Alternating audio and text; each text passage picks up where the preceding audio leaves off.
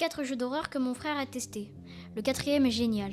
Numéro 1, Alternate Watch. Dans Alternate Watch, on contrôle plusieurs caméras de surveillance dans une maison. C'est quoi le but? Trouver des anomalies. En termes d'horreur, on n'est pas sur un jeu qui fait flipper. Mais pour s'amuser entre amis, c'est vachement sympa. Point positif, le jeu n'est pas uniquement en noir et blanc. Vous avez le choix entre la couleur et le noir et blanc, et certaines anomalies sont sympas. Point négatif, il y a beaucoup d'anomalies de déplacement d'objets, et on peut vite se faire dépasser, parce que généralement on ne les voit pas. Une astuce que j'ai pu avoir, c'est du coup de mettre qu'un objet s'est déplacé dans une pièce un peu au pif. Généralement une pièce où c'est bien rempli, par exemple le salon, la cuisine ou autre. Et généralement une fois sur 3, quand il y a beaucoup d'anomalies, ça passe. Essayez ça, essayez aussi avec les mimiques. Quand c'est des trucs évidents, ça se voit. Quand c'est pas le cas, mettez déplacement d'objets. Numéro 2, Greener Grass Await. Greener Grass Await est un jeu de golf d'horreur. C'est tout. Point positif, l'horreur vous ne la voyez pas du tout arriver. Elle va arriver comme ça d'un coup, et je trouve qu'elle arrive bien. En tout cas, j'ai eu bien peur. Point négatif, les contrôles. Les contrôles concernant le golf sont assez spéciaux. En tout cas, j'ai pas l'habitude de jouer au golf sur ordinateur. Donc pour les 75% du jeu, ça passe.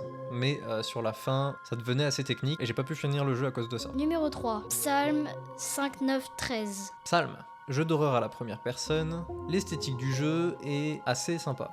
L'écran est en 4/3 je crois, et en plus de ça en vision un peu VHS on va dire. Concernant le gameplay, on est plutôt sur du escape game on pourrait dire. Donc vous avez plusieurs pièces, et dans chaque pièce vous avez une petite énigme à résoudre.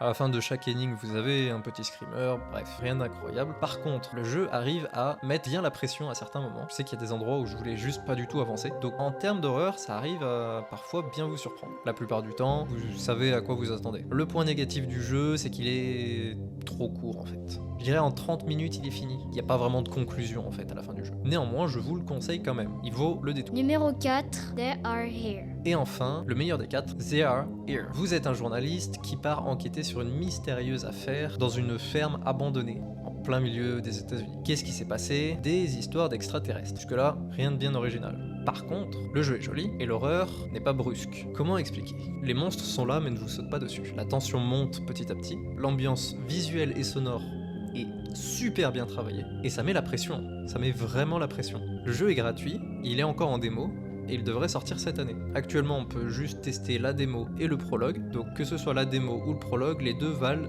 largement le coup. Bien sur une horreur extraterrestre, ce qui veut dire une horreur qui ne vous saute pas forcément dessus, mais qui est toujours là, derrière votre épaule à vous regarder. Vous regardez au niveau du coin, vous voyez quelque chose bouger, vous regardez à travers la fenêtre, vous voyez quelque chose courir. Dans les airs, des lumières, le frigo qui s'ouvre, qui se ferme, bref, vous avez compris. J'ai eu un bon coup de flip sur le jeu, et étant donné qu'il est encore gratuit pour essayer sur la démo, etc., je vous le conseille grandement. Je garde le jeu en visu, et j'ai vraiment hâte d'essayer la version complète. C'était tout pour ce top 4, et on se retrouve pour une prochaine vidéo. Salut!